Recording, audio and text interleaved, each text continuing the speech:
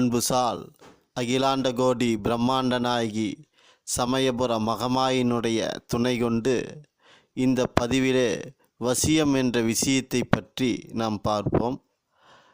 பொதுவாக இந்த யூடியூப் சேனலிலே இந்த வசிய பிரயோகங்கள் நிறைய சொல்கிறார்கள். அந்த வகையிலே பலரும் அதை செய்துவிட்டு பலன் தரவில்லை, வேலை செய்யவில்லை என்று பதிவு செய்பவரின் தலையிலும் பழியை, அந்த வித்தை கலையினுடைய முறையும் தவறு, இது உண்மையில்லை என்று பலரும் சொல்லி நாம் கேள்விப்பட்டிருக்கிறோம். முதலிலே நமக்கு இந்த பிரயோகாதி விஷயங்கள் கைகூட வேண்டுமென்றால், வசியம் என்றாலும் சரி, இல்லை சத்ருபாதா பிரயோக கர்மங்களாக இருந்தாலும் சரி, நாம் ஒரு குருநாதரை அணுகி அவரிடம் சேவை செய்து ஏதாவது ஒரு தேவதா சேவா விஷயத்தை நாம் வாங்க வேண்டும். அந்த உயிர் சக்தியோடு அந்த குருநாதர் கொடுத்தால் மட்டுமே நம்மளுக்கு தேவதா சக்தி என்று வெளிப்படும். அதுவல்லாமல் புத்தகத்தை பார்த்தோ அல்லது பயிற்சி வகுப்புகளிலேயோ நீங்கள் போய் கலந்து கொண்டால் உங்களது காலமும் நேரமும் பல விஷயங்களும் நிச்சயமாக விரயமாக்கப்படும். அந்த தேவதையை வாங்கி கொண்டு வந்து நாம் இருகால பூஜை சேவை, அதாகப்பட்டது மாந்திரீக ஜபங்கள் மற்ற விஷயங்களை விட சேவை என்பது முக்கியமானது. அப்படி தமிழக நாட்டுப்புற முறையிலே காளியம்மன், மாரியம்மன், பேச்சியம்மன், இசக்கி, கருநீலி, அது மட்டுமல்லாமல் கருப்பண்ண சுவாமி, முனீஸ்வரர் போன்ற தெய்வங்களை நாம் வழிபாடு செய்து இருகால பூஜைகள் செய்து வந்துடுவோம் என்றால் நமக்கு மற்ற பிரயோகாதி விஷயங்களும் நமக்கு கைகூடும். அந்த தெய்வத்தினுடைய அனுகிரகத்தை நாம் பெற்றால் மட்டுமே பிரயோகாதி விஷயங்களே நாம் வெற்றி கிடைக்க முடியும். அந்த வகையிலே நாம் வசிய சக்தியை நாம் எப்படி நம் உடலிலே செய்வது, வசிய சக்தியை நம் உடலை தயார் செய்வது எப்படி, தெய்வ ஆகர்ஷணத்தை எப்படி தயார் செய்ய வேண்டும் என்ற விஷயங்களையும் நாம் இப்பொழுது பார்ப்போம். நாம் முறை பிரகாரம் காலை மாலை அந்த தெய்வங்களை உபாசனை செய்து வரும் பொழுது அந்த தெய்வ அனுகிரகம் நமக்கு பல விஷயங்களும் நடத்தி கொடுக்கும். அதற்கு நாம் உடலை அந்த பேதி மாத்திரை என்று நம்ம உடலை வயிற்றை தூய்மைப்படுத்த வேண்டும். முதலாவதாக வயிற்றை தூய்மைப்படுத்தி ஜீவநதி நீராடி, ஜீவநதியிலே இடுப்பளவு நீரிலே நாம் நின்று நம்முடைய அந்த ஆசான் கொடுத்த அந்த தெய்வ வழிபாட்டு மந்திரத்தை இடுப்பளவிலே நீரில் நின்று கொண்டு ஜபம் செய்ய வேண்டும். தமிழகத்திலே அந்த மாதிரி ஜீவநதி என்பது 2 ஜீவநதிகள் தான் உள்ளது. ஒன்று தாமிரபரணி, இன்னொன்று பவானி. அது மேட்டுப்பாளையம் பத்திரகாளியம்மன் கோவிலிலும் அந்த பவானி சங்கமேஸ்வரர் ஆலயத்திலும் அந்த நதி ஓடிக்கொண்டிருக்கிறது. அங்கு சென்று நீங்கள் இந்த உடலை தயார் செய்யும் முறையை செய்யலாம். அதே போல் வசிய சக்தி உண்டு செய்து நம் உடலிலே வசிய சக்தியை உண்டு செய்யும் அந்த உணவுகளை நாம் உணவாக உட்கொள்ள வேண்டும். பச்சரிசி சாதம், தேங்காய் பூ துருவல், பசு நெய், சுத்தமான நாட்டு பசு நெய்.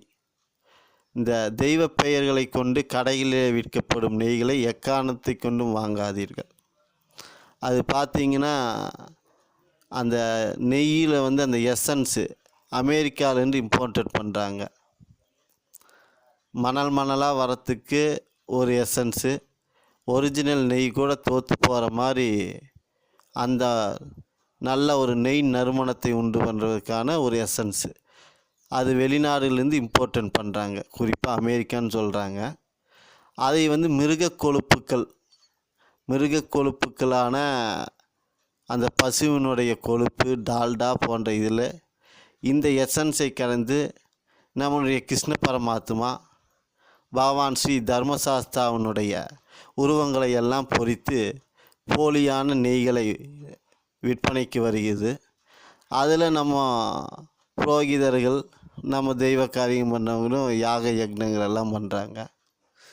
ரெண்டாவது காலேஜ் மாடுன்னு சொல்கிற கலப்பின மாடுகள், ஜெர்சி பசுவினங்கள், அதிலிருந்து வர நெய்யும் கூட எந்த விதமான பிரயோகாதி விஷயங்களும் பூஜ்ஜியம்தான் கிடைக்கும். அதையெல்லாம் எடுத்து பண்ணோம்னா நம்மளுக்கு எந்த வேலையும் நடக்காது, எல்லாம் ஃபெயிலியர் தான். சுத்தமான நாட்டு பசு நெய், முடிந்தால் மலை மாடுகள் என்று அந்த வனப்பகுதியில் கர்நாடகா அந்த ஈரோடு மாவட்டம் தாளவாடி மலைப்பகுதியிலையும் மற்ற மலைப்பகுதியிலும் மலை மாடுகள் என்று அழைக்கப்படுகிற அந்த மலை மாடுகளினுடைய நெய்களை வாங்கி நீங்கள் இந்த வசீகாரியங்களுக்கு வைத்து கொண்டால் 100% பலிதமாகும்.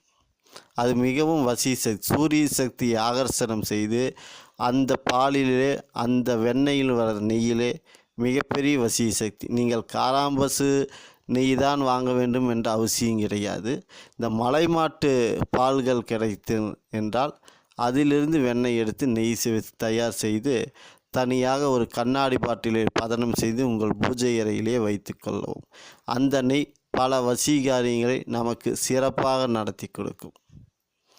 அதே போல் நம்முடைய பூஜை அறையிலே சில வசி மூலிகைகள், இப்பொழுது மழை நன்றாக பெய்து கொண்டிருக்கிறது. இந்த மழை காலங்களில் சென்னாயுருவி, நன்னாரி, தொட்டால் சினிங்கி, குப்பை மேனி, நீலச்சித்திர மூலம், வெண் சித்திர மூலம், இன்னும் பல வசி மூலிகைகளை நீங்கள் அதற்கு உங்களுடைய உபாசனா தெய்வ மந்திரத்தை ஜெபித்து அதற்கு கட்சூரி மஞ்சள், ஜவ்வாது தைலம், ஜவ்வாது பவுடர், இந்த மாதிரி சந்தனத்தரெல்லாம் தடவி அந்த மூலிகைகளை உங்களுடைய தேவதா பீடத்தில் வைத்து கொள்ளவும். இந்த மூலிகையிலையும் அந்த பசுனையும் பல வசீகாரியங்களுக்கு நீங்கள் தயார் செய்தீர்களானால் வசீகாரியங்கள் நன்றாக செயல்படும். இதுதான் நம் முன்னோர்கள் நாட்டுப்புற முறையிலே பல்வேறு முறையிலே செய்து கொண்டு வந்த ஒரு முறையாகும். அந்த வகையிலே நீங்கள் வெண்பட்டு ஆடை, அந்த வெண்பட்டு ஆடையை நீங்கள் வசீகாரியங்கள் செய்யும் போது உடுத்தி கொள்ள வேண்டும். அப்படி வெண்பட்டு வேஷ்டி கட்டவெல்ல முடியவில்லை என்றாலும் ஒரு அங்கவஸ்திரம் வெண்பட்டில் வாங்கி வச்சுக்கணும். விரிப்பு நிச்சயமாக சிவப்பு விரிப்பு நீங்கள் வச்சுட்டு பண்ணிக்கலாம். பழங்காலத்தில் மான் தோலில் அமர்ந்து வசீகாரியங்கள் செய்வார்கள். ஆனால் நம்ம அந்த இப்போ காலகட்டங்களில் நெருக்கடியான காலகட்டங்கள் இருக்கிறனால நாம் இந்த சிவப்பு நிற வஸ்திரம், சணல் சாக்கு போட்டு சிவப்பு வஸ்திரம் போட்டு அதில் அமர்ந்துக்கலாம். வசீக பூஜைகள் இந்த மாதிரி விஷயங்களுக்கு, இந்த மந்திரம் ஜபம் செய்பவருக்கு நீங்கள் இந்த மாதிரி கிராம தேவதைகளை நீங்கள் நல்ல முறையிலே வழிபட்டு அவர்களுடைய அனுகிரகத்தை பெற்ற பிறகு அவர்களே அந்த வசீகாரியங்கள் செய்து கொடுப்பார்கள். அப்பொழுது இந்த தாந்திரீக விஷயங்களான நீங்கள் இந்த யூடியூப் சேனல் செய்வதை நீங்கள் எடுத்து பிரயோகம் செய்தால் நிச்சயமாக அது செயல்படும். அதே மாதிரி வசியம் என்றாலே மோகினி தேவதைத்தான் நாம் எல்லாரும் சொல்வார்கள். மோகினி என்பவள் விஷ்ணுவனுடைய அவதாரம் செய்த ஒரு தேவி என்று நாம் எல்லோரும் அறிந்தது. அந்த மோகினி விஷ்ணுவின் அம்சமாக இல்லாமல் அன்னை பராசக்தியின் அம்சமாக அவதாரம் செய்த ஒரு மோகினியை தான் நாம் இப்பொழுது இந்த பதிவில் அந்த மோகினி வழிபாடு, மாயா மோகினி, கௌரி பார்வதி என்று அழைக்கப்படுகின்ற அந்த மோகினியினுடைய பூஜை முறைகளை நாம் இப்பொழுது இங்கே தெரிவிக்கின்றோம். இந்த ஆதிபராசக்தி சும்ப நிசும்பர்கள்,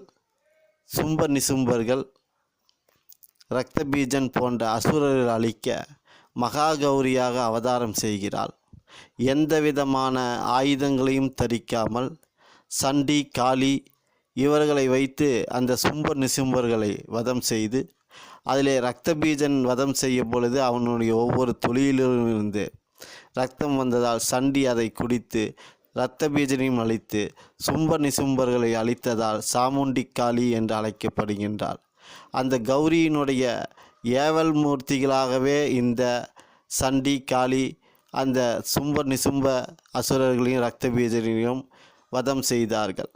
அந்த மகா கௌரி என்பவர் எவரையுமே வசீகரிக்கக்கூடிய சர்வ வசியம் லோக வசியம் பொருந்தக்கூடிய பேரழகும் மோகனமும் ஆகர்ஷணமும் மிக்க தேவியாக மகாகௌரி அந்த தோற்றத்திலே அவதாரத்திலே நாம் அந்த அசுர கூட்டத்துக்கும் இந்த உலகத்துக்கும் மிகவும் கவர்ச்சி தரக்கூடிய ஒரு உருவத்திலே அவள் அவதாரம் செய்தாள். அவள்தான் மகாகௌரி. அந்த மகாகௌரியை கௌரி பார்வதியாக தமிழக நாட்டுப்புற மாந்திரீகத்திலே 15க்கும் மேற்பட்ட மாயாமோகினி என்ற மந்திரங்கள் உள்ளது. அந்த மாயாமோகினி என்பவள் மகாகௌரி பார்வதி தான். அந்த மகாகௌரி பார்வதியை நீங்கள் 48 நாட்கள் மண்டல பூஜையாக குறைந்தது 108 உரு 504 348 1008 என்ற முறையில் உங்களுக்கு எப்படி வசதி வருமோ அப்படி நீங்கள் செய்து கொள்ளலாம். இவளை நீங்கள் தீபத்திலோ கலசத்திலோ மூங்கில் கூடையிலோ ஆவாகனம் செய்து பூஜையை தொடங்கலாம். இவளுக்கான நைவேத்தியம் வெத்தலை பாக்கு பழம், சர்க்கரை பொங்கல், மார்வாடி கடையிலே விற்பனை செய்யக்கூடிய பால்கோவா. வசீகாரிங்களாக இருந்தாலும் சரி, நீங்கள் எந்த தெய்வத்துக்கு கிருஷ்ண ஜெயந்தி போன்ற சில பண்டிகைகளுக்கு ஜெயின் சமூகத்தார் நடத்தப்படுகின்ற மார்வாடி ஸ்வீட்டிலிருந்து அந்த அகர்வால் ஸ்வீட் ஸ்டாலில் வைக்கப்படுகின்ற அந்த பால்கோவாவை நீங்கள் வாங்கி தெய்வகாரிகளுக்கு உபயோகித்தால் உங்களுக்கு அபரிதமான சில சூட்சும பலன்கள் நிச்சயமாக கிடைக்கும். ஏனென்றால் அந்த சமூகம் என்பதே லட்சுமி ஆகர்ஷணம் மிக்க ஒரு சமூகம். அந்த சமூக யட்சினி உபாசனை, யட்சினி வழிபாட்டாளர்கள். இன்னும் அது வேறொரு பதிவில் அந்த ஜெயின் சமூகத்தினுடைய அந்த தெய்வ வழிபாட்டுகளை பற்றி நாம் இன்னொரு பதிவில் பார்ப்போம். அந்த அகர்வால் ஸ்வீட்டில் இருக்கிற அந்த பால்கோவாவுக்கு சில ஆகர்ஷண சக்திகள் நிச்சயமாக உள்ளது.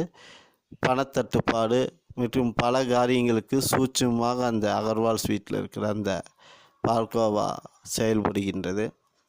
அதில் நீங்கள் இந்த மாயாமோகினி உபாசனை துவங்குவதாக இருந்தாலும் சரி, அல்லது கிராம தெய்வ வழிபாடு துவங்குவதாக இருந்தாலும் சரி, நம் உடலிலே இந்த சொல்லப்படுகின்ற ஜீவநதியில் நீராடி நம் உடலை தூய்மைப்படுத்தி வாசனாதி திரவியங்கள், இந்த பெண் தேவயங்களை பூஜை செய்யும் பொழுது நாம் ஜவ்வாது தைலம், சந்தன அத்தர், ஜவ்வாது பவுடர், இந்த மாதிரி கஸ்தூரி மஞ்சள், இந்த மாதிரி சில பொருட்களை நாம் உடலிலே தடவிக்கொண்டு ஜபம் செய்தால் சீக்கிரம் அந்த பெண் தெய்வங்களுடைய வசியம் பலிக்கும். ஜபம் செய்யும் பொழுது நம் உடலிலே வேர்வை வாடை வரக்கூடாது.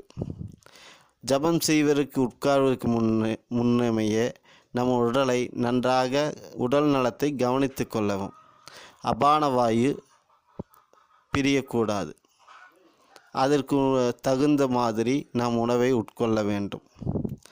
அதே மாதிரி கருப்பண்ண சுவாமி, வீரபத்ரர், பைரவர், முனீஸ்வர சுவாமி, மதுரவீர மகாராஜா, சுடலை மாடை சுவாமி, இந்த மாதிரி தெய்வங்களை நீங்கள் உங்களுடைய பூஜாஸ்தானத்திலே அமர்ந்து ஜபம் செய்யுங்கள். சுத்தமான மலைமலச் சந்தனம், சுத்தமான சந்தனம், கலப்படமில்லாத சந்தனத்தையும் அகில் நீரிலே இழைத்து, அகிலையும் அதில் கூட சேர்த்து பன்னீரில் கலந்து உடலில் பூசிக்கொள்ள வேண்டும். இதற்கு இந்த மாதிரி நம்மளுடைய கிராம தெய்வங்களான இந்த நாட்டுப்புற தெய்வங்களுடைய வசியம் சீக்கிரம் பலிக்கும்.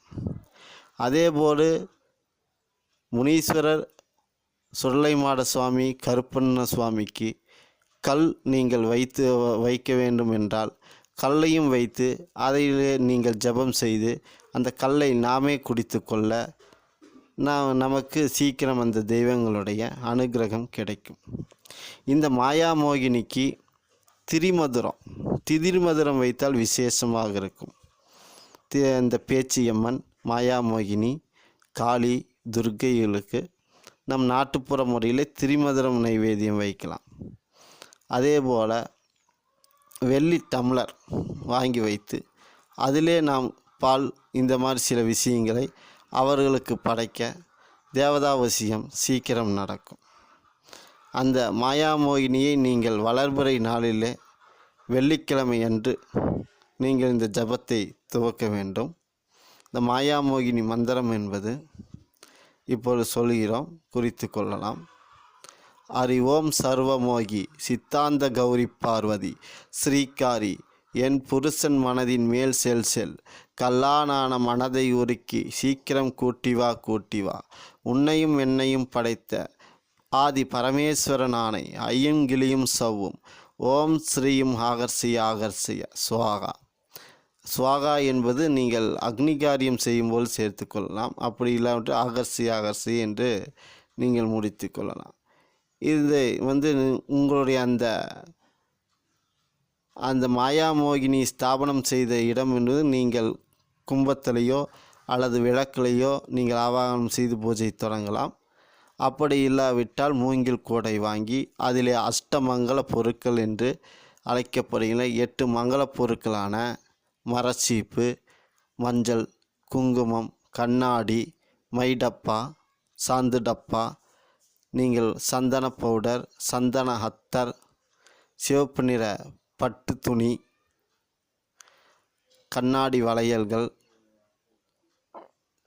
இதுபோல் அஷ்டமங்கல பொருட்களான காதோலை, கருகுமணி இது எல்லாம் வைத்து நீங்கள் 48 நாட்கள் ஜபம் செய்து பிரம்மச்சரி விரதத்துடன் இருந்து இந்த மாயாமோகினி கௌரி பார்வதியினுடைய மந்திரத்தை நீங்கள் உரு செய்து வந்து கொண்டிருந்து பல வசீகாரியங்களும் நீங்கள் நடத்தலாம். ஸ்திரீ வசியம், ஜனவசியம், தொழில் வசியம், தேவதா வசியம் அனைத்துக்கும் இந்த மாயாமோகினி நமக்கு துணை கொண்டு அருள் பாலிப்பாள். நன்றி, வணக்கம்.